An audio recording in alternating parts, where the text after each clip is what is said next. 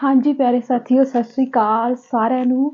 ਤੇ ਆਪਾਂ ਕਰਦੇ ਪਏ ਸੀ ਇੰਡੀਅਨ ਪੋਲਿਟਿਕਸ ਤੇ ਜਿਹਦੇ ਵਿੱਚ ਆਪਾਂ ਜਿਹੜੀ ਭਾਰਤੀ ਸੰਵਿਧਾਨ ਦਾ ਜਿਹੜਾ ਨਿਰਮਾਣ ਹੈਗਾ ਵਾ ਉਹ ਆਪਾਂ ਕਰ ਚੁੱਕੇ ਆ। ਜਾਨੀ ਕਿ ਆਪਾਂ ਸੰਵਿਧਾਨ ਦਾ ਨਿਰਮਾਣ ਕਿੱਦਾਂ ਹੋਇਆ ਉਹ ਸਾਰਾ ਪ੍ਰੋਸੈਸ ਜਿਹੜਾ ਵਾ ਆਪਾਂ ਉਹਦੀ ਥਿਊਰੀ ਕੰਪਲੀਟ ਕਰ ਚੁੱਕੇ ਆ। ਠੀਕ ਆ। ਤੇ ਹੁਣ ਜਦੋਂ ਮੈਂ ਕੱਲ ਤੁਹਾਨੂੰ ਦੱਸਿਆ ਸੀਗਾ, ਕੱਲ ਆਪਾਂ ਇੱਕ ਤਰੀਕ ਕੀਤੀ ਸੀ 26 ਨਵੰਬਰ 1949 ਨੂੰ। ਇਹ ਤਰੀਕ ਸਾਡੇ ਲਈ ਇੰਪੋਰਟੈਂਟ ਹੈ। ਕਿਉਂ ਇੰਪੋਰਟੈਂਟ ਹੈ ਕਿ ਅਕਸਰ ਅਸੀਂ ਪੜ੍ਹਦੇ ਹਾਂ ਕਿ 26 ਨਵੰਬਰ 1949 ਨੂੰ ਸਾਡਾ ਸੰਵਿਧਾਨ ਜਿਹੜਾ ਵਾ ਬਣ ਕੇ ਤਿਆਰ ਹੋ ਗਿਆ। ਤੇ ਪਰ ਇਹ ਚੀਜ਼ ਕੋਈ ਨਹੀਂ ਸੀ ਤੁਹਾਨੂੰ ਦੱਸਦਾ ਵੀ ਇਹ ਇਸੇ ਦਿਨ ਹੀ ਬਣ ਕੇ ਕਿਉਂ ਤਿਆਰ ਹੋਇਆ ਸੀ, ਕਿਉਂਕਿ ਜਿਹੜੀ ਸਾਡੀ ਡਰਾਫਟਿੰਗ ਕਮੇਟੀ ਆ ਜਿਹਦੇ ਤਹਿਤ ਸਾਡੇ ਸੰਵਿਧਾਨ ਦਾ ਨਿਰਮਾਣ ਹੁੰਦਾ ਏ, ਠੀਕ ਆ, ਉਹ ਜਿਹੜੀ ਡਰਾਫਟਿੰਗ ਕਮੇਟੀ ਆ ਉਹਦੇ ਤੇ ਆਖਰੀ ਪੜਤ ਹੁੰਦੀ ਆ। ਠੀਕ ਆ, ਆਖਰੀ ਪੜਤ ਹੁੰਦੀ ਆ ਡਰਾਫਟਿੰਗ ਕਮੇਟੀ ਤੇ। ਠੀਕ ਆ, ਜਾਨੀ ਕਿ ਸਾਡੇ ਸੰਵਿਧਾਨ ਦਾ ਡਰਾਫਟ ਜਿਹੜਾ ਵਾ ਉਹ ਬਣ ਕੇ ਤਿਆਰ ਹੋ ਗਿਆ ਤੇ ਉਹਦੀ ਆਖਰੀ ਪੜਤ ਜਿਹੜੀ ਆ ਉਹ ਕਿੱਦਣ ਹੁੰਦੀ ਆ 26 ਨਵੰਬਰ 1949 ਨੂੰ ਆਖਰੀ ਪੜਤ, ਜਾਨੀ ਕਿ ਫਾਈਨਲੀ ਡਰਾਫਟ ਜਿਹੜਾ ਸੀਗਾ ਉਹ ਇਸੇ ਦਿਨ ਜਿਹੜਾ ਸੀ ਬਣ ਕੇ ਤਿਆਰ ਹੋ ਗਿਆ ਸੀ। ਇਸੇ ਕਰਕੇ ਅਸੀਂ 26 ਨਵੰਬਰ 1949 ਵਾਲਾ ਡਾਟਾ ਜਿਹੜਾ ਵਾ, ਜਿਹੜੀ ਤਰੀਕ ਜਿਹੜੀ ਆ, ਅਸੀਂ ਸੰਵਿਧਾਨ ਦੇ ਲਾਗੂ ਹੋਣ ਦੇ ਤਹਿਤ ਬਣ ਕੇ ਤਿਆਰ ਹੋਣ ਲਈ ਅਸੀਂ ਇਹਨੂੰ ਸੈਲੀਬ੍ਰੇਟ ਕਰਦੇ ਹਾਂ। ਇੱਕ ਚੀਜ਼ ਤੁਸੀਂ ਹੋਰ ਯਾਦ ਰੱਖਣਾ, ਮੈਂ ਕੱਲ ਤੁਹਾਨੂੰ ਦੱਸਣਾ ਭੁੱਲ ਗਈ ਸੀ, ਜਿਹੜਾ ਇਹ 26 ਨਵੰਬਰ 1949 ਵਾਲੀ ਤਰੀਕ ਆ ਇਹਨੂੰ ਸੰਵਿਧਾਨਿਕ ਦਿਵਸ ਦੇ ਤੌਰ ਤੇ ਮਨਾਇਆ ਜਾਂਦਾ ਆ। ਠੀਕ ਆ, ਯਾਦ ਰੱਖਣਾ ਸੰਵਿਧਾਨਿਕ ਦਿਵਸ। ਵੀ ਇਹ ਨਾ ਹੋਵੇ ਉੱਥੇ ਕਿਤੇ ਪੁੱਛ ਲੈਣ ਵੀ ਹੇਠਾਂ ਦਿੱਤੀਆਂ ਵਿੱਚੋਂ ਕਿਹੜਾ ਸੰਵਿਧਾਨਿਕ ਦਿਵਸ ਦੇ ਤੌਰ ਤੇ ਮਨਾਇਆ ਜਾਂਦਾ, ਪਰ ਤੁਸੀਂ ਕਿਤੇ ਉਹ ਵਾਲੀ ਤਰੀਕ ਟਿਕ ਕਰੋ ਜਿੱਥੇ ਉਹਨਾਂ ਨੇ ਕਿਹਾ ਵੀ ਲਾਗੂ ਹੋਇਆ। ਲਾਗੂ ਨਹੀਂ, ਜਿੱਦਣ ਸਾਡਾ ਸੰਵਿਧਾਨ ਬਣ ਕੇ ਤਿਆਰ ਹੋਇਆ ਉਸੇ ਦਿਨ ਨੂੰ ਸੰਵਿਧਾਨਿਕ ਦਿਵਸ ਦੇ ਤੌਰ ਤੇ ਮਨਾਇਆ ਜਾਂਦਾ ਵਾ। ਠੀਕ ਆ, ਪੁਆਇੰਟ ਤੁਹਾਨੂੰ ਕਲੀਅਰ ਹੋ ਗਿਆ ਨਾ 26 ਨਵੰਬਰ ਵਾਲਾ। ਠੀਕ ਆ, ਇਹ ਤੇ ਗੱਲ ਹੋ ਗਈ ਵੀ ਸਾਡਾ ਅਸੀਂ ਕਮੇਟੀਆਂ ਪੜ੍ਹ ਲਈਆਂ ਜਿਨ੍ਹਾਂ ਦੇ ਤਹਿਤ ਸਾਡਾ ਸੰਵਿਧਾਨ ਜਿਹੜਾ ਵਾ ਬਣ ਕੇ ਤਿਆਰ ਹੋ ਗਿਆ। ਹੁਣ ਗੱਲ ਆਉਂਦੀ ਆ ਲਾਗੂ ਹੋਣ ਦੀ। ਠੀਕ ਆ, ਹੁਣ ਗੱਲ ਆਉਂਦੀ ਆ ਲਾਗੂ ਹੋਣ ਦੀ। ਇੱਕ ਇੱਥੇ ਮੈਂ ਤੁਹਾਨੂੰ ਤਰੀਕ ਦੱਸੂਗੀ 26 ਜਨਵਰੀ 1930, ਜਾਨੀ ਕਿ ਸਾਡੇ ਦੇਸ਼ ਆਜ਼ਾਦ ਹੋਣ ਤੋਂ ਵੀ ਪਹਿਲਾਂ, ਸੰਵਿਧਾਨ ਬਣਨ ਤੋਂ ਵੀ ਕਿਤੇ ਪਹਿਲਾਂ, ਜਿਹੜਾ 26 ਜਨਵਰੀ 1930 ਵਾਲਾ ਦਿਨ ਸੀ ਨਾ, ਜਿਹੜੇ ਜਵਾਹਰ ਲਾਲ ਨਹਿਰੂ ਸੀਗੇ, ਠੀਕ ਆ, ਉਹਨਾਂ ਨੇ ਇਹ ਦਿਨ ਜਿਹੜਾ ਵਾ ਆਜ਼ਾਦੀ ਦੇ ਤੌਰ ਤੇ ਮਨਾਇਆ ਸੀ। ਉਹਨਾਂ ਨੇ ਮਤਲਬ ਕਿ ਠਾਣ ਲਿਆ ਸੀ ਵੀ ਆਪਾਂ ਆਜ਼ਾਦੀ ਲਵਾਂਗੇ, ਤੇ ਉਹਨਾਂ ਨੇ ਆਲਰੇਡੀ ਇਹ ਵਾਲਾ ਦਿਨ ਜਿਹੜਾ ਸੀਗਾ ਉਹਨਾਂ ਨੇ ਝੰਡਾ ਲਹਿਰਾਤਾ ਸੀਗਾ ਆਪਣਾ, ਤੇ ਠੀਕ ਆ, ਉਹਨਾਂ ਨੇ ਕਿਹਾ ਸੀ ਵੀ ਇਹ ਸਾਡਾ ਇਤਿਹਾਸਕ ਦਿਨ ਰਹੂਗਾ ਤੇ ਇਸੇ ਦਿਨ ਹੀ ਜਿਹੜਾ ਵਾ ਇਹ ਦਿਨ ਜਿਹੜਾ ਵਾ ਸਾਡੇ ਲਈ ਬਹੁਤ ਹੀ ਜ਼ਿਆਦਾ ਇੰਪੋਰਟੈਂਟ ਆ। ਆਜ਼ਾਦੀ ਦੇ ਤੌਰ ਤੇ ਇਹਨਾਂ ਨੇ ਇਹੀ ਦਿਨ ਜਿਹੜਾ ਵਾ ਅਪਣਾਇਆ ਸੀ। ਠੀਕ ਆ, ਉਸ ਤੋਂ ਬਾਅਦ ਜਦੋਂ ਆਪਣਾ ਸੰਵਿਧਾਨ ਬਣ ਕੇ ਤਿਆਰ ਹੁੰਦਾ ਆ, ਠੀਕ ਆ, 26 ਨਵੰਬਰ 1949 ਨੂੰ ਕਹਿੰਦੇ ਆ ਲਓ ਵੀ ਤੁਹਾਡਾ ਸੰਵਿਧਾਨ ਬਣ ਕੇ ਹੋ ਗਿਆ ਤਿਆਰ। ਕਹਿੰਦੇ ਵੀ ਬਣ ਕੇ ਹੋ ਗਿਆ ਤਿਆਰ ਤੇ ਕਰ ਲਓ ਇਹਨੂੰ ਲਾਗੂ। ਤੇ ਨਹਿਰੂ ਕਹਿੰਦਾ ਨਹੀਂ, ਕਹਿੰਦਾ ਸਾਡਾ, ਮੈਂ ਪਹਿਲਾਂ ਹੀ ਕਿਹਾ ਸੀ, ਕਹਿੰਦਾ ਸਾਡਾ ਇਤਿਹਾਸਿਕ ਦਿਨ ਹੈਗਾ ਵਾ 26 ਜਨਵਰੀ 1930 ਨੂੰ, ਅਸੀਂ ਪਹਿਲਾਂ ਹੀ ਆਜ਼ਾਦੀ ਦਿਹਾੜਾ ਮਨਾ ਚੁੱਕੇ ਹਾਂ ਤੇ ਅਸੀਂ ਆਪਣਾ ਸੰਵਿਧਾਨ ਉਸੇ ਦਿਨ ਹੀ ਲਾਗੂ ਕਰਨਾ। ਕਹਿੰਦਾ ਵੀ ਅਸੀਂ ਆਪਣਾ ਸੰਵਿਧਾਨ ਉਸੇ ਦਿਨ ਹੀ ਲਾਗੂ ਕਰਨਾ। ਫਿਰ ਕਹਿੰਦਾ ਵੀ ਇਹ ਤਾਂ ਕੰਮ, ਕਹਿੰਦਾ 2-3 ਮਹੀਨੇ ਦੀ ਗੱਲ ਆ। ਦੇਖੋ 26 ਜਨਵਰੀ, ਠੀਕ ਆ, 4 ਦਿਨ ਤੁਸੀਂ ਕੱਟ ਦਿਓ। ਠੀਕ ਆ, 4 ਦਿਨ ਤੁਸੀਂ ਕੱਟ ਦਿਓ। ਠੀਕ ਆ, ਜਨਵਰੀ, ਫਰਵਰੀ, ਮਾਰਚ, ਅਪ੍ਰੈਲ, ਮਈ, ਜੂਨ, ਜੁਲਾਈ, ਅਗਸਤ, ਸਤੰਬਰ, ਅਕਤੂਬਰ ਤੇ ਨਵੰਬਰ, ਇਹ ਹੋ ਗਏ ਆਪਣੇ 5 ਨਹੀਂ 10 ਮਹੀਨੇ ਹੋ ਗਏ। ਠੀਕ ਆ, 10 ਮਹੀਨੇ ਤੇ ਚੜ ਗਿਆ ਕਿ 1950 ਆ ਗਿਆ। ਠੀਕ ਆ, 1950 ਆ ਗਿਆ। ਜੇ ਤੁਹਾਨੂੰ ਇਹਨਾਂ ਦੋਹਾਂ ਤਰੀਕਾਂ ਦੇ ਵਿੱਚ ਭੁਲੇਖਾ ਪੈਂਦਾ ਨਾ, ਭੁਲੇਖਾ, ਤੇ ਉਹ ਤੁਸੀਂ ਭੁਲੇਖਾ ਕਿੱਦਾਂ ਕੱਢਣਾ ਵਾ ਵੀ ਤੁਸੀਂ, ਜੇ ਤੁਹਾਨੂੰ 26 ਜਨਵਰੀ, ਕਈ ਵਾਰੀ ਨਾ ਬੱਚੇ ਖਾ ਜਾਂਦੇ ਆ ਭੁਲੇਖਾ। ਹੁਣ ਸਾਡਾ 10 ਮਹੀਨੇ ਬਾਅਦ, ਜਾਨੀ ਕਿ ਸਾਡਾ 26 ਨਵੰਬਰ 1949 ਨੂੰ ਸਾਡਾ ਸੰਵਿਧਾਨ ਬਣ ਕੇ ਤਿਆਰ ਹੋਇਆ ਤੇ ਲਾਗੂ ਫਿਰ ਕਦੋਂ ਹੁੰਦਾ ਵਾ, ਆਪਣੇ 10 ਮਹੀਨਿਆਂ ਦੇ ਗੈਪ ਤੇ ਇਹ ਆਪਣਾ ਬਣਦਾ ਵਾ 26 ਜਨਵਰੀ ਤੇ 1950, 26 ਜਨਵਰੀ 1900 ਹਾਂ 1950 ਠੀਕ ਆ।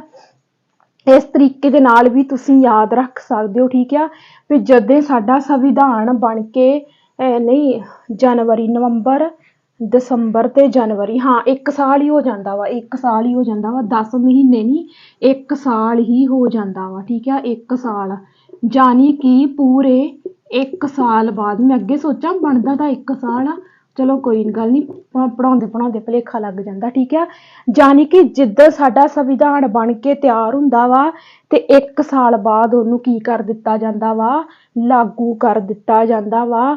ਸੋ ਆ ਦੋਵੇਂ ਤਰੀਕਾਂ ਨੇ ਤੁਹਾਡੇ ਲਈ ਬਹੁਤ ਹੀ ਜ਼ਿਆਦਾ ਇੰਪੋਰਟੈਂਟ 26 ਨਵੰਬਰ 1949 ਨੂੰ ਸਾਡਾ ਸੰਵਿਧਾਨ ਕੀ ਹੋਇਆ ਤਿਆਰ ਹੋਇਆ ਬਣ ਕੇ ਤੇ ਇੱਥੇ ਹੋ ਗਿਆ ਲਾਗੂ ਠੀਕ ਆ। ਤੇ ਜੇ ਕਿਤੇ 26 ਜਨਵਰੀ 1930 ਲਿਖਤਾ ਵਾ ਤੇ ਇਹ ਸਾਡਾ ਇਤਿਹਾਸਿਕ ਦੇਣ ਆ ਇਹ ਸਾਡਾ ਕੀ ਆ ਇਤਿਹਾਸਿਕ ਦੇਣ ਆ ਜਾਂ ਐ ਕਹਿ ਲਓ ਵੀ ਜਿਹੜਾ ਜਵਾਹਰ ਲਾਲ ਨਹਿਰੂ ਸੀ ਉਹਨੇ ਆਜ਼ਾਦੀ ਦੇ ਤੌਰ ਤੇ ਇਹ ਵਾਲਾ ਦਿਨ ਪਹਿਲਾਂ ਹੀ ਮਨਾ ਲਿਆ ਸੀ ਠੀਕ ਆ। ਹੁਣ ਗੱਲ ਆਉਂਦੀ ਆ ਵੀ ਜੇ ਸਾਡਾ ਸੰਵਿਧਾਨ ਲਾਗੂ ਕਰ ਦਿੱਤਾ ਗਿਆ ਠੀਕ ਹੈ ਜੇ ਲਾਗੂ ਕਰ ਦਿੱਤਾ ਗਿਆ ਤੇ ਸਾਡੇ ਸੰਵਿਧਾਨ ਲਾਗੂ ਹੋਣ ਤੋਂ ਬਾਅਦ ਸਾਡਾ ਸੰਵਿਧਾਨ ਲਾਗੂ ਹੋਣ ਤੋਂ ਬਾਅਦ ਜਿਹੜੇ ਸਾਡੇ ਭਾਰਤ ਦੇ ਪਹਿਲੇ ਰਾਸ਼ਟਰਪਤੀ ਸੀ ਭਾਰਤ ਦੇ ਪਹਿਲੇ ਰਾਸ਼ਟਰਪਤੀ ਕੌਣ ਸੀ ਰਾਸ਼ਟਰਪਤੀ ਡਾਕਟਰ ਰਾਜਿੰਦਰ ਪ੍ਰਸਾਦ ਠੀਕ ਆ। ਤੇ ਤੁਸੀਂ ਮੈਨੂੰ ਦੱਸਣਾ ਵਾ ਵੀ ਇਹਨੇ ਕਿਹੜੀ ਮੀਟਿੰਗ ਦੀ ਪ੍ਰਧਾਨਗੀ ਕੀਤੀ ਸੀ ਇਹ ਕਨਸੈਪਟ ਆਪਾਂ ਕਰ ਚੁੱਕੇ ਆ ਤੇ ਉੱਥੇ ਮੈਂ ਤੁਹਾਨੂੰ ਦੱਸਿਆ ਸੀ ਵੀ ਇਹ ਬੰਦਾ ਬਣੂਗਾ ਭਾਰਤ ਦਾ ਰਾਸ਼ਟਰਪਤੀ ਇੱਕ ਵਾਰੀ ਨਹੀਂ ਬਹੁਤ ਵਾਰੀ ਠੀਕ ਆ। ਕਿਹੜੀ ਮੀਟਿੰਗ ਸੀ ਇੱਕ ਮੈਂ ਤੁਹਾਨੂੰ ਮੀਟਿੰਗ ਕਰਾਈ ਸੀ 9 ਦਸੰਬਰ ਵਾਲੀ ਠੀਕ ਆ ਤੇ ਇੱਕ ਮੈਂ ਤੁਹਾਨੂੰ ਕਰਾਈ ਸੀ 11 ਦਸੰਬਰ ਵਾਲੀ ਦੋਵਾਂ ਤਰੀਕਾਂ ਦੇ ਵਿੱਚੋਂ ਦੱਸਣਾ ਤੁਸੀਂ ਵੀ ਕਿਹੜੀ ਮੀਟਿੰਗ ਦੇ ਵਿੱਚ ਡਾਕਟਰ ਰਾਜਿੰਦਰ ਪ੍ਰਸਾਦ ਨੇ ਪ੍ਰਧਾਨਗੀ ਕੀਤੀ ਸੀ ਕਮੈਂਟ ਕਰਨਾ ਠੀਕ ਆ। ਤੇ ਇਹ ਹੋ ਗਿਆ ਆਪਣਾ ਫਾਈਨਲੀ ਆਪਣਾ ਸੰਵਿਧਾਨ ਪੂਰਾ ਦਾ ਪੂਰਾ ਤਿਆਰ ਤੇ ਲਾਗੂ ਵੀ ਹੋ ਗਿਆ ਤੇ ਇੱਥੋਂ ਹੋਣੀ ਆ ਅਸਲੀ ਸ਼ੁਰੂਆਤ ਇੱਥੋਂ ਹੋਣੀ ਆ ਸਾਡੇ ਸੰਵਿਧਾਨ ਦੀ ਅਸਲੀ ਸ਼ੁਰੂਆਤ। ਫਿਰ ਇਸ ਤੋਂ ਅੱਗੇ ਆਪਾਂ ਪੜ੍ਹਨਾ ਵਾ ਕਿ ਜੇਕਰ ਸਾਡਾ ਸੰਵਿਧਾਨ ਬਣ ਕੇ ਤਿਆਰ ਹੋ ਗਿਆ ਠੀਕ ਹੈ ਜੇ ਸਾਡਾ ਸੰਵਿਧਾਨ ਬਣ ਕੇ ਤਿਆਰ ਹੋ ਗਿਆ ਲਾਗੂ ਹੋ ਗਿਆ ਤੇ ਅਸੀਂ ਅੱਜ ਕੀ ਪੜ੍ਹਦੇ ਆ ਸਾਡੇ ਸੰਵਿਧਾਨ ਦੇ ਵਿੱਚ ਕੀ ਨੇ ਭਾਗ ਨੇ ਠੀਕ ਆ ਆਰਟੀਕਲ ਨੇ ਠੀਕ ਆ ਅਨੁਸੂਚੀਆਂ ਨੇ ਕੀ ਨੇ ਅਨੁਸੂਚੀਆਂ ਨੇ ਅੱਜ ਵੀ ਅਸੀਂ ਪੜ੍ਹਦੇ ਆ। ਇਹਦਾ ਮਤਲਬ ਵੀ ਇਹ ਡਰਾਫਟ ਦੇ ਵਿੱਚ ਹੀ ਤਿਆਰ ਕੀਤੀਆਂ ਗਈਆਂ ਸੀ। ਅਸੀਂ ਕੀ ਪੜ੍ਹਦੇ ਆ ਭਾਗ ਦੂਜਾ ਤੀਜਾ ਚੌਥਾ ਆਰਟੀਕਲ ਕਿੰਨੇ ਆ ਅਨੁਸੂਚੀਆਂ ਕਿੰਨੀਆਂ ਵਾ ਸਾਡੀਆਂ। ਤੇ ਇੱਥੇ ਫਿਰ ਸਾਡੇ ਲਈ ਇੱਕ ਇੰਪੋਰਟੈਂਟ ਚੀਜ਼ ਆ ਇੱਥੇ ਅਸੀਂ ਲਿਖਾਂਗੇ ਆ ਸਾਡਾ ਹੋ ਗਿਆ ਸਾਡਾ ਮੂਲ ਸੰਵਿਧਾਨ ਯਾਨੀ ਕਿ ਪਹਿਲਾ ਤੇ ਆ ਅਸੀਂ ਲਿਖਾਂਗੇ ਹੋਣ ਵਾਲਾ ਠੀਕ ਆ। ਜਿਹੜੇ ਸਾਡੇ ਭਾਗ ਸੀ ਠੀਕ ਆ ਜੇ ਅਸੀਂ ਮੂਲ ਸੰਵਿਧਾਨ ਦੀ ਗੱਲ ਕਰੀਏ ਜੇਕਰ ਅਸੀਂ ਮੂਲ ਸੰਵਿਧਾਨ ਦੀ ਗੱਲ ਕਰੀਏ ਤਾਂ ਸਾਡੇ ਮੂਲ ਸੰਵਿਧਾਨ ਦੇ ਵਿੱਚ ਭਾਗ ਕਿੰਨੇ ਸੀ 22 ਭਾਗ ਸੀ ਠੀਕ ਹੈ ਕਿੰਨੇ ਭਾਗ ਸੀ 22 ਭਾਗ ਸੀ। ਜੇਕਰ ਅਸੀਂ ਮੂਲ ਸੰਵਿਧਾਨ ਦੀ ਜਾਨੀ ਕਿ ਜਦੋਂ ਸਾਡੇ ਡਰਾਫਟ ਤਿਆਰ ਹੋਇਆ ਸੀ ਡਰਾਫਟਿੰਗ ਕਮੇਟੀ ਦੇ ਤਹਿਤ ਉਦੋਂ ਸਾਡੇ ਭਾਗ ਹੈਗੇ ਸੀ 22 ਪਹਿਲਾ ਭਾਗ 22 ਸੀ ਤੇ ਹੁਣ ਕਿੰਨੇ ਆ ਹੁਣ 25 ਭਾਗ ਨੇ। ਇਹ ਪੁਆਇੰਟ ਵੈਰੀ ਇੰਪੋਰਟੈਂਟ ਆ ਠੀਕ ਆ। ਪਹਿਲੇ ਵਾਲੇ ਸੰਵਿਧਾਨ ਦੇ ਵਿੱਚ ਸਾਡੇ ਜਿਹੜੇ ਭਾਗ ਸੀ ਉਹ 22 ਸੀ ਤੇ ਹੁਣ ਵੱਧ ਕੇ ਕਿੰਨੇ ਹੋ ਗਿਆ 25 ਐਟ ਪ੍ਰੈਜ਼ੈਂਟ ਕਿੰਨੇ ਨੇ 25 ਨੇ। ਜੇਕਰ ਅਸੀਂ ਆਰਟੀਕਲ ਦੀ ਗੱਲ ਕਰੀਏ ਤੇ ਸਾਡੇ ਆਰਟੀਕਲ ਯਾਨੀ ਕਿ ਅਨੁਛੇਦ ਸਾਡੇ ਪਹਿਲੇ ਹੈਗੇ ਸੀ 395 ਤੇ ਜੇਕਰ ਅਸੀਂ ਹੁਣ ਦੀ ਗੱਲ ਕਰੀਏ ਤੇ ਹੁਣ ਸਾਡੇ 448 ਪਲੱਸ ਆ ਕਿਤੇ 450 ਪਲੱਸ ਵੀ ਲਿਖਿਆ ਹੁੰਦਾ ਵਾ।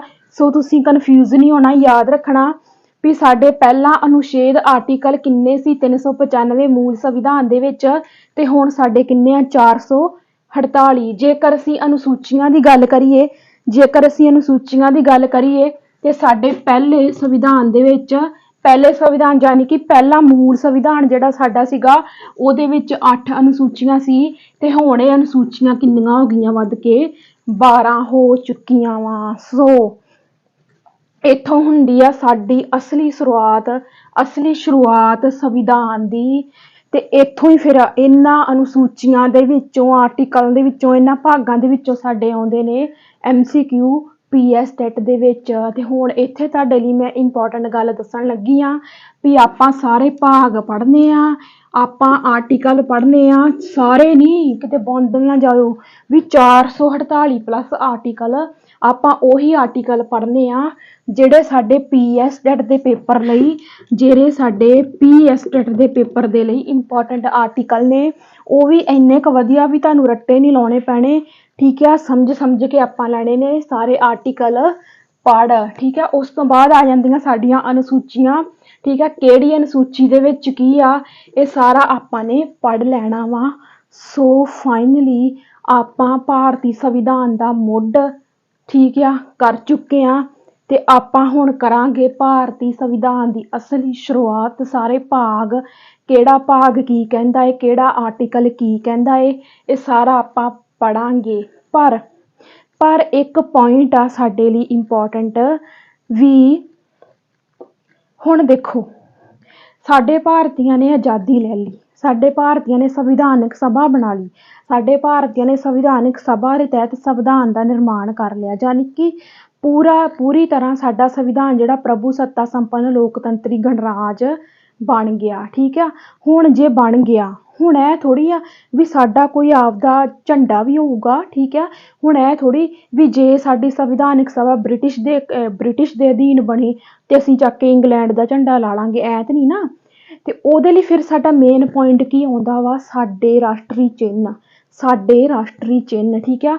ਸਾਡੇ ਰਾਸ਼ਟਰੀ ਚਿੰਨ੍ਹ ਨੇ, ਠੀਕ ਆ। ਆਪਾਂ ਸਾਰੇ ਦੇ ਸਾਰੇ ਰਾਸ਼ਟਰੀ ਚਿੰਨ੍ਹ ਲੈਣੇ ਆ। ਪਹਿਲਾਂ ਪੜ੍ਹ ਰਾਸ਼ਟਰੀ ਚਿੰਨ੍ਹ, ਠੀਕ ਆ।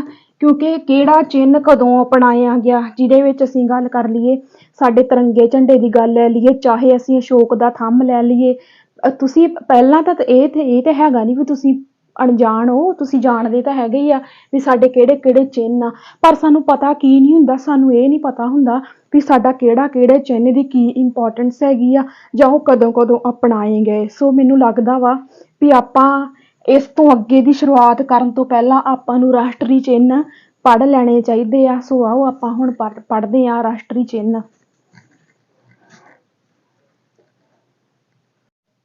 ਹਾਂਜੀ ਪਿਆਰੇ ਸਾਥੀਓ, ਜਿਹੜਾ ਸਾਡਾ ਪਹਿਲਾ ਰਾਸ਼ਟਰੀ ਚਿੰਨ੍ਹ ਹੈਗਾ ਹੈ ਉਹ ਹੈਗਾ ਸਾਡਾ ਤਿਰੰਗਾ ਭਾਰਤ ਦਾ ਰਾਸ਼ਟਰੀ ਝੰਡਾ ਹੈ। ਇਸ ਨੂੰ ਸੰਵਿਧਾਨ ਸਭਾ ਦੁਆਰਾ 22 ਜੁਲਾਈ 1947 ਨੂੰ ਭਾਰਤ ਦੇ ਰਾਸ਼ਟਰੀ ਝੰਡੇ ਵਜੋਂ ਅਪਣਾਇਆ ਗਿਆ ਸੀ। ਪਿੰਗਲੀ ਵੈਂਕਈਆ, ਠੀਕ ਆ, ਭਾਰਤੀ ਰਾਸ਼ਟਰੀ ਝੰਡੇ ਦਾ ਡਿਜ਼ਾਈਨਰ ਸੀ। ਝੰਡੇ ਦੀ ਚੌੜਾਈ ਅਤੇ ਲੰਬਾਈ ਦਾ ਅਨੁਪਾਤ 2.3 ਹੈ। ਰਾਸ਼ਟਰੀ ਝੰਡੇ ਦੇ ਰੰਗ ਕੁਝ ਅਰਥਾਂ ਨੂੰ ਦਰਸਾਉਂਦੇ ਹਨ। ਝੰਡੇ ਦਾ ਕੇਸਰੀ ਰੰਗ ਦਲੇਰੀ, ਤਿਆਗ ਦੀ ਭਾਵਨਾ ਨੂੰ ਦਰਸਾਉਂਦਾ ਹੈ। ਸਫੇਦ ਸੱਚਾਈ ਅਤੇ ਸ਼ੁੱਧਤਾ ਲਈ ਖੜਾ ਰਹਿੰਦਾ ਹੈ। ਹਰਾ ਰੰਗ ਦਾ ਅਰਥ ਹੈ ਵਿਸ਼ਵਾਸ।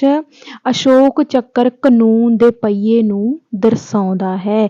ਜਿਹੜਾ ਤੁਸੀਂ ਇਹਦੇ ਵਿੱਚ ਅਸ਼ੋਕ ਚੱਕਰ ਵੇਖਦੇ ਹੋ, ਇਹਦੇ ਵਿੱਚ 24 ਲਾਈਨਾਂ ਨੇ, ਇਹ ਭਾਰਤ ਦੇ ਕਾਨੂੰਨ ਨੂੰ ਦਰਸਾਉਂਦਾ ਹੈ।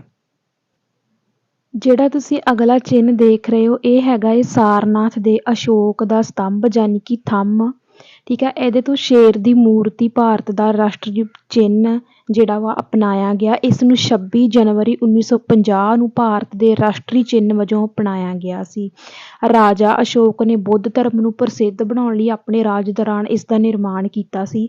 ਅਸ਼ੋਕ ਸਤੰਭ ਵਿੱਚ 4 ਸ਼ੇਰਾਂ ਨੂੰ ਪਿੱਛੇ ਬੈਠੇ ਦਿਖਾਇਆ ਗਿਆ ਹੈ। 3 ਸ਼ੇਰ ਜਿਹੜੇ ਤੁਸੀਂ ਫਰੰਟ ਤੇ ਦੇਖ ਰਹੇ ਹੋ ਤੇ 1 ਸ਼ੇਰ ਇਹਨਾਂ ਦੇ ਪਿੱਛੇ ਆ। ਉਹ ਸ਼ਕਤੀ, ਹਿੰਮਤ, ਆਤਮ ਵਿਸ਼ਵਾਸ ਨੂੰ ਦਰਸਾਉਂਦੇ ਹਨ। ਅਸ਼ੋਕ ਸਤੰਭ ਵਿੱਚ ਦਰਸਾਏ ਗਏ ਧਰਮ ਚੱਕਰ ਵਿੱਚੋਂ ਰਾਸ਼ਟਰੀ ਝੰਡੇ ਦਾ ਅਸ਼ੋਕ ਚੱਕਰ ਲਿਆ ਗਿਆ। ਸਤਿਅਮੇਵ ਜਯਤੇ ਸ਼ਬਦ ਵੀ ਉਕਰੇ ਹੋਏ ਹਨ। ਇਹਨਾਂ 3 ਸ਼ੇਰਾਂ ਦੇ ਹੇਠਾਂ ਤੁਸੀਂ ਕੀ ਲਿਖਿਆ ਦੇਖਦੇ ਹੋ? ਸਤਿਅਮੇਵ ਜਯਤੇ। ਸਾਡਾ ਰਾਸ਼ਟਰੀ ਗੀਤ ਯਾਨੀ ਕਿ ਜਨ ਗਣ ਮਨ ਭਾਰਤ ਦਾ ਰਾਸ਼ਟਰੀ ਗਾਣ ਆ। 24 ਜਨਵਰੀ 1950 ਨੂੰ ਇਸ ਨੂੰ ਭਾਰਤ ਦੇ ਰਾਸ਼ਟਰੀ ਗਾਣ ਵਜੋਂ ਅਪਣਾਇਆ ਗਿਆ ਸੀ। ਇਹ ਨੋਬਲ ਜੇਤੂ ਰਵਿੰਦਰ ਨਾਥ ਟੈਗੋਰ ਦੁਆਰਾ ਲਿਖਿਆ ਗਿਆ ਸੀ। ਇਹ ਬ੍ਰਹਮਾ ਭਜਨ ਦੀਆਂ ਪਹਿਲੀਆਂ 5 ਪੌੜੀਆਂ ਹਨ। ਮੂਲ ਕਵਿਤਾ ਬੰਗਾਲੀ ਵਿੱਚ ਲਿਖੀ ਗਈ ਸੀ। ਇਸ ਦਾ ਹਿੰਦੀ ਵਿੱਚ ਅਨੁਵਾਦ ਆਬਿਦ ਅਲੀ ਨੇ ਕੀਤਾ ਸੀ। ਨਾਮ ਯਾਦ ਰੱਖਣਾ, ਆਬਿਦ ਅਲੀ। ਜਨ ਗਣ ਮਨ ਪਹਿਲੀ ਵਾਰ 27 ਦਸੰਬਰ 1911 ਨੂੰ ਇੰਡੀਅਨ ਨੈਸ਼ਨਲ ਕਾਂਗਰਸ ਦੇ ਕਲਕੱਤਾ ਸੈਸ਼ਨ ਵਿੱਚ ਗਾਇਆ ਗਿਆ ਸੀ। ਰਵਿੰਦਰ ਨਾਥ ਟੈਗੋਰ ਨੂੰ 1913 ਵਿੱਚ ਸਾਹਿਤ ਲਈ ਨੋਬਲ ਪੁਰਸਕਾਰ ਨਾਲ ਸਨਮਾਨਿਤ ਕੀਤਾ ਗਿਆ ਸੀ। ਇਹ ਨੇ ਸਾਡੇ ਰਵਿੰਦਰ ਨਾਥ ਟੈਗੋਰ, ਜਿਨ੍ਹਾਂ ਨੇ ਜਨ ਗਣ ਮਨ ਯਾਨੀ ਕਿ ਸਾਡਾ ਰਾਸ਼ਟਰੀ ਗਾਨ ਲਿਖਿਆ ਸੀ। ਇਹ ਨੇ ਬੰਕਿਮ ਚੰਦਰ ਚੈਟਰਜੀ। 24 ਜਨਵਰੀ 1950 ਨੂੰ ਵੰਦੇ ਮਾਤਰਮ ਦੀਆਂ ਪਹਿਲੀਆਂ 2 ਤੁਕਾਂ ਨੂੰ ਭਾਰਤ ਦੇ ਰਾਸ਼ਟਰੀ ਗੀਤ ਵਜੋਂ ਚੁਣਿਆ ਗਿਆ। ਇਹ ਗੀਤ ਬੰਕਿਮ ਚੰਦਰ ਚੈਟਰਜੀ ਨੇ ਆਪਣੇ ਨਾਵਲ ਆਨੰਦ ਮਠ ਵਿੱਚ ਲਿਖਿਆ ਸੀ।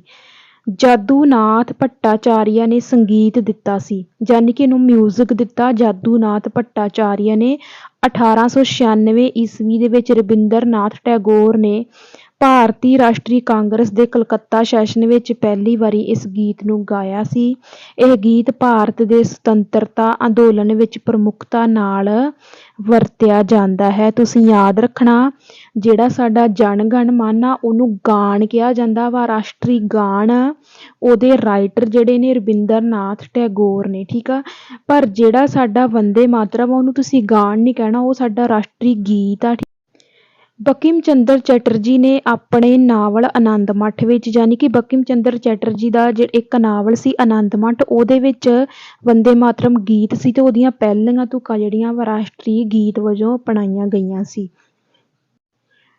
ਇਹ ਹੈ ਬਹੁਤ ਹੀ ਪਿਆਰਾ ਤੇ ਸੋਹਣਾ ਮਨਮੋਹਕ ਪ੍ਰਤੀਕ ਕਮਲ। ਕਮਲ ਦਾ ਫੁੱਲ ਜਿਹੜਾ ਵਾ ਭਾਰਤ ਦਾ ਰਾਸ਼ਟਰੀ ਫੁੱਲ ਮੰਨਿਆ ਜਾਂਦਾ ਵਾ। ਕਮਲ ਇੱਕ ਪਵਿੱਤਰ ਫੁੱਲ ਹੈ ਤੇ ਪ੍ਰਾਚੀਨ ਭਾਰਤ ਦੀ ਕਲਾ ਅਤੇ ਮਿਥਿਹਾਸ ਵਿੱਚ ਇੱਕ ਵਿਲੱਖਣ ਸਥਾਨ ਰੱਖਦਾ ਹੈ। ਇਹ ਹੈ ਸਾਡਾ ਪਿਆਰਾ ਪੰਛੀ ਮੋਰ। ਮੋਰ ਭਾਰਤ ਦਾ ਰਾਸ਼ਟਰੀ ਪੰਛੀ ਹੈ। 1963 ਵਿੱਚ ਮੋਰ ਨੂੰ ਭਾਰਤ ਦਾ ਰਾਸ਼ਟਰੀ ਪੰਛੀ ਘੋਸ਼ਿਤ ਕੀਤਾ ਗਿਆ। ਇਹ ਭਾਰਤੀ ਜੰਗਲੀ ਜੀਵ ਸੁਰੱਖਿਆ ਐਕਟ 1972 ਦੁਆਰਾ ਸੁਰੱਖਿਅਤ ਹੈ। ਮੁੱਖ ਤੌਰ ਤੇ ਮੋਰ ਦੀਆਂ 3 ਕਿਸਮਾਂ ਹਨ, ਜਿਵੇਂ ਕਿ ਅਫਰੀਕਨ ਕਾਂਗੋ ਮੋਰ, ਭਾਰਤੀ ਮੋਰ ਤੇ ਹਰਾ ਮੋਰ। ਤੁਸੀਂ ਇਹਨਾਂ ਜਾਤੀਆਂ ਨੂੰ ਵੀ ਨਾਲ ਯਾਦ ਰੱਖ ਸਕਦੇ ਹੋ। ਤੇ ਬਾਕੀ ਤੁਸੀਂ ਜੇ ਮੋਟੇ ਤੌਰ ਤੇ ਯਾਦ ਰੱਖਣਾ ਵਾ ਤੇ ਇਹਨੂੰ 1963 ਦੇ ਵਿੱਚ ਭਾਰਤ ਦੇ ਰਾਸ਼ਟਰੀ ਪੰਛੀ ਵਜੋਂ ਅਪਣਾਇਆ ਗਿਆ ਸੀ। ਟਾਈਗਰ ਭਾਰਤ ਦਾ ਰਾਸ਼ਟਰੀ ਜਾਨਵਰ ਹੈ। ਪ੍ਰੋਜੈਕਟ ਟਾਈਗਰ 1973 ਵਿੱਚ ਸ਼ੁਰੂ ਕੀਤਾ ਗਿਆ ਸੀ। ਪੈਂਥਰਾ ਟਾਈਗਰਿਸ ਟਾਈਗਰ ਦਾ ਵਿਗਿਆਨਿਕ ਨਾਮ ਹੈ, ਤੁਸੀਂ ਯਾਦ ਰੱਖਣਾ। ਟਾਈਗਰ ਚੋਟੀ ਦੇ ਸ਼ਿਕਾਰੀ ਹਨ। ਟਾਈਗਰ ਦੀਆਂ ਉਪ ਪ੍ਰਜਾਤੀਆਂ ਬੰਗਾਲ ਟਾਈਗਰ, ਇੰਡੋਚੀਨਸ ਟਾਈਗਰ, ਮਧਿਆਨ ਟਾਈਗਰ, ਸਾਈਬੇਰੀਅਨ ਟਾਈਗਰ ਆਦਿ ਕੀ ਨੇ ਇਹਨਾਂ ਦੀਆਂ ਪ੍ਰਜਾਤੀਆਂ ਨੇ। ਟਾਈਗਰ ਰੈੱਡ ਡਾਟਾ ਬੁੱਕ ਦੇ ਖਤਰੇ ਵਿੱਚ ਹਨ। ਇਹਦਾ ਮਤਲਬ ਆ ਵੀ ਟਾਈਗਰ ਦੀਆਂ ਜਿਹੜੀਆਂ ਪ੍ਰਜਾਤੀਆਂ ਵਾ ਉਹ ਕਾਫੀ ਹੱਦ ਤੱਕ ਕੀ ਨੇ, ਖਤਮ ਹੋ ਰਹੀਆਂ ਨੇ। ਇਸ ਕਰਕੇ ਟਾਈਗਰ ਰੈੱਡ ਡਾਟਾ ਬੁੱਕ ਦੇ ਖਤਰੇ ਵਿੱਚ ਪਾਇਆ ਗਿਆ ਹੈ ਤੇ ਇਹ ਸਾਡਾ ਰਾਸ਼ਟਰੀ ਜਾਨਵਰ ਹੈ।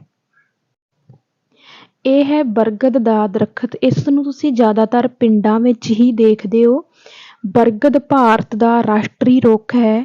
ਇਹਨੂੰ ਬੋਹੜ ਵੀ ਕਿਹਾ ਜਾਂਦਾ ਹੈ। ਬੋਹੜ ਦੇ ਦਰਖਤ ਨੂੰ ਕਈ ਧਰਮਾਂ ਦੁਆਰਾ ਪਵਿੱਤਰ ਰੁੱਖ ਮੰਨਿਆ ਜਾਂਦਾ ਹੈ ਅਤੇ ਇਸ ਨੂੰ ਸੰਸਕ੍ਰਿਤ ਵਿੱਚ ਵਟ ਵਿਕ੍ਰਿਸ਼ ਕਿਹਾ ਜਾਂਦਾ ਹੈ। ਹਿੰਦੂ ਧਰਮ ਵਿੱਚ ਬੋਹੜ ਦੇ ਦਰਖਤ ਦੇ ਪੱਤੇ ਨੂੰ ਭਗਵਾਨ ਕ੍ਰਿਸ਼ਨ ਦਾ ਆਰਾਮ ਸਥਾਨ ਕਿਹਾ ਜਾਂਦਾ ਹੈ। ਸੋ ਇਹ ਜਿੰਨੇ ਵੀ ਆਪਾਂ ਕੀਤੇ ਨੇ ਇਹ ਸਾਡੇ ਹੈਗੇ ਨੇ ਭਾਰਤ ਦੇ ਰਾਸ਼ਟਰੀ ਚਿੰਨ੍ਹ। ਮੈਨੂੰ ਹੋਪ ਆ ਕਿ ਜਿਹੜੇ ਆਪਾਂ ਰਾਸ਼ਟਰੀ ਚਿੰਨ੍ਹ ਜਿਸ ਤਰੀਕੇ ਦੇ ਨਾਲ ਮੈਂ ਤੁਹਾਨੂੰ ਕਰਵਾਏ ਆ, ਮਤਲਬ ਮੇਰੀ ਕੋਸ਼ਿਸ਼ ਸੀਗੀ ਕਿ ਜੇ ਮੈਂ ਤੁਹਾਨੂੰ ਪਿਕਚਰ ਦੇ ਰਾਹੀਂ ਕਰਵਾਵਾਂ ਤਾਂ ਕਿ ਤੁਹਾਨੂੰ ਸੌਖੇ ਤਰੀਕੇ ਦੇ ਨਾਲ ਸਮਝ ਆ ਸਕੇ। ਸੋ ਇਸ ਕਰਕੇ ਮੈਂ ਪਿਕਚਰ ਦੇ ਰਾਹੀਂ ਤੁਹਾਨੂੰ ਜਿਹੜੇ ਰਾਸ਼ਟਰੀ ਚਿੰਨ੍ਹ ਸਮਝਾਉਣ ਦੀ ਕੋਸ਼ਿਸ਼ ਕੀਤੀ। ਸੋ ਉਹਦੇ ਵਿੱਚੋਂ ਮੇਨ ਜੇ ਤਾਂ ਅਸੀਂ ਗੱਲ ਕਰੀਏ ਰਾਸ਼ਟਰੀ ਪੰਛੀ ਦੀ ਜਾਂ ਰਾਸ਼ਟਰੀ ਜਿਹੜਾ ਸਾਡਾ ਜਾਨਵਰ ਆ, ਟਾਈਗਰ ਹੋ ਗਿਆ, ਮੋਰ ਹੋ ਗਿਆ, ਠੀਕ ਆ। ਇਹਨਾਂ ਬਾਰੇ ਕੁਐਸਚਨ ਸਾਨੂੰ ਬਹੁਤ ਹੀ ਘੱਟ ਆਉਂਦਾ ਵਾ ਪੀਐਸ ਟੈਟ ਦੇ ਵਿੱਚ, ਠੀਕ ਆ। ਉਹ ਸਾਡੇ ਲਈ ਕੋਈ ਬਾਹਲਾ ਇੰਪੋਰਟੈਂਟ ਨਹੀਂ ਹੈਗਾ।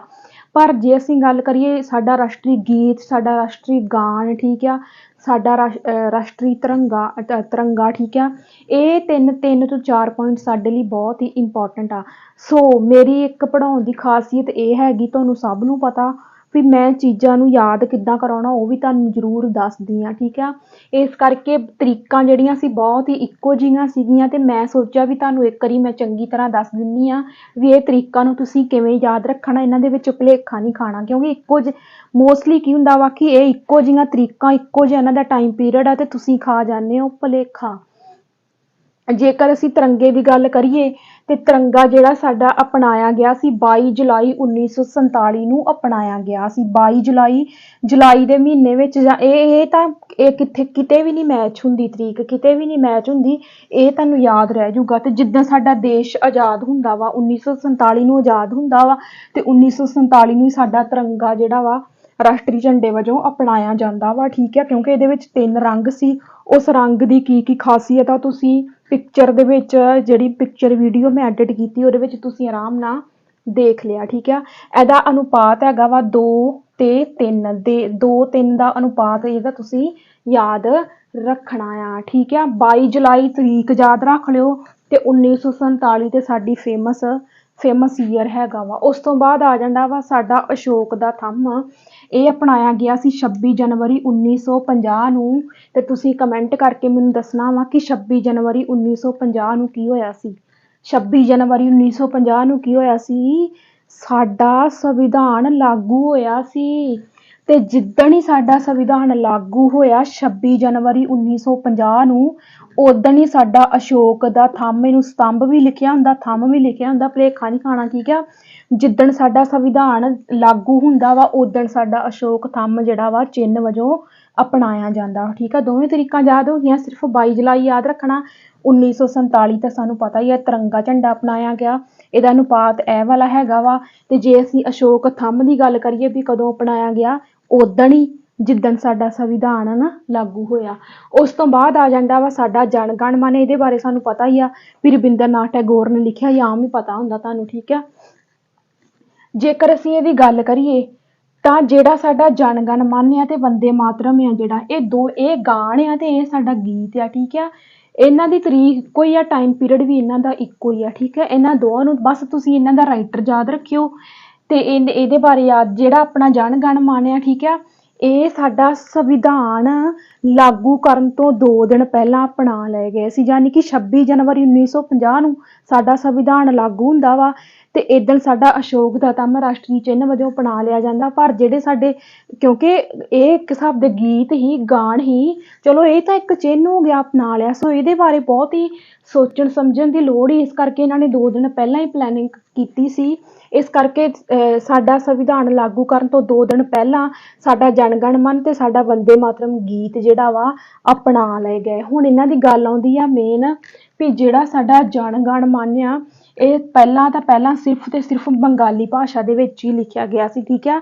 ਸਿਰਫ ਤੇ ਸਿਰਫ ਬੰਗਾਲੀ ਭਾਸ਼ਾ ਦੇ ਵਿੱਚ ਲਿਖਿਆ ਗਿਆ ਸੀ, ਪਰ ਇਹਦਾ ਹਿੰਦੀ ਵਿੱਚ ਅਨੁਵਾਦ ਕੀਤਾ ਆਬਿਦ ਅਲੀ ਨੇ, ਠੀਕ ਆ। ਇਹ ਪੁਆਇੰਟ ਜਿਹੜਾ ਵਾ ਬਹੁਤ ਹੀ ਮੋਸਟ ਇੰਪੋਰਟੈਂਟ ਬਣ ਜਾਂਦਾ ਵਾ, ਕਿਉਂਕਿ ਜਿਹੜਾ ਸਾਡਾ ਹੋ ਸਕਦਾ ਹੁਣ, ਕਿਉਂਕਿ ਆ ਜਿਹੜਾ ਸਾਡਾ 24 ਜਨਵਰੀ 1950 ਵਾ ਵੀ ਕਦੋਂ ਅਪਣਾਇਆ ਗਿਆ ਜਨ ਗਣ ਮਨ ਨੂੰ, ਇਹ ਤਾਂ ਬਹੁਤ ਵਾਰੀ ਪੁੱਛਿਆ ਜਾ ਚੁੱਕਿਆ ਵਾ। ਹੋ ਸਕਦਾ ਨਾ ਵੀ ਪੁੱਛਣ, ਵੀ ਜੇ ਇਸ ਵਾਰੀ ਆਹ ਪੁੱਛ ਲੈਣ ਵੀ ਜਨ ਗਣ ਮਨ ਪਹਿਲਾਂ ਕਿਹੜੀ ਭਾਸ਼ਾ ਦੇ ਵਿੱਚ ਸੀਗਾ, ਜਾਂ ਇਹਦਾ ਹਿੰਦੀ ਵਿੱਚ ਅਨੁਵਾਦ ਹੋਇਆ ਤੇ ਕਿਹਨੇ ਕੀਤਾ, ਆਬਿਦ ਅਲੀ ਨੇ। ਇਹ ਸਿਰਫ ਤੇ ਸਿਰਫ ਬੰਗਾਲੀ ਭਾਸ਼ਾ ਦੇ ਵਿੱਚ ਹੀ ਲਿਖਿਆ ਗਿਆ ਹੀ, ਹੋਰ ਕਿਸੇ ਲੈਂਗੁਏਜ ਦੇ ਵਿੱਚ ਇਹ ਨਹੀਂ ਸੀ ਲਿਖਿਆ ਗਿਆ। ਜੇਕਰ ਅਸੀਂ ਗੱਲ ਕਰੀਏ ਵੰਦੇ ਮਾਤਰਮ ਦੀ, ਠੀਕ ਆ, ਵੰਦੇ ਮਾਤਰਮ ਜਿਹੜਾ ਵਾ ਬੰਕਿਮ ਚੰਦਰ ਚੈਟਰਜੀ ਦਾ ਇੱਕ ਨਾਵਲ ਸੀ, ਆਨੰਦ ਮੱਠ ਨਾਵਲ, ਉਹਦੀਆਂ ਪਹਿਲੀਆਂ ਕੁਝ ਤੁਕਾਂ ਜਿਹੜੀਆਂ ਵੰਦੇ ਮਾਤਰਮ ਗੀਤ ਦੇ ਵਿੱਚ ਲਈਆਂ ਗਈਆਂ ਵਾ, ਠੀਕ ਆ। ਸੋ ਮੈਨੂੰ ਹੋਪ ਆ ਵੀ ਆਹ ਤਰੀਕਾਂ ਤੁਹਾਨੂੰ ਹੁਣ ਯਾਦ ਹੋ ਗਈਆਂ, ਇਹਨਾਂ ਵਿੱਚ ਤੁਸੀਂ ਹੁਣ ਨਹੀਂ ਖਾਓਗੇ ਭੁਲੇਖਾ। ਤੇ ਮੈਨੂੰ ਹੋਪ ਆ ਵੀ ਤੁਸੀਂ ਵੀ ਇੰਟਰਸਟਿੰਗ ਲੱਗਿਆ ਹੋਊਗਾ ਤੁਹਾਨੂੰ ਜੋ ਵੀ ਮੈਂ ਕਰਵਾਇਆ, ਚਾਹੇ ਪਿਕਚਰ ਦੇ ਥਰੂ ਕਰਾਇਆ। ਤੇ ਜੇ ਮੈਂ ਆਹ ਤੁਹਾਨੂੰ ਵੱਖਰੇ ਤੌਰ ਤੇ ਦੱਸਿਆ, ਮੇਰਾ ਇਹਦਾ ਮੇਨ ਮੋਟਿਵ ਸੀਗਾ ਵੀ ਤੁਹਾਨੂੰ ਤਰੀਕਾਂ ਦੇ ਵਿੱਚ ਭੁਲੇਖਾ ਨਾ ਪਵੇ। ਸੋ ਆਪਾਂ ਮਿਲਦੇ ਹੁਣ ਅਗਲੀ ਕਲਾਸ ਦੇ ਵਿੱਚ। ਸਤਿ ਸ਼੍ਰੀ ਅਕਾਲ।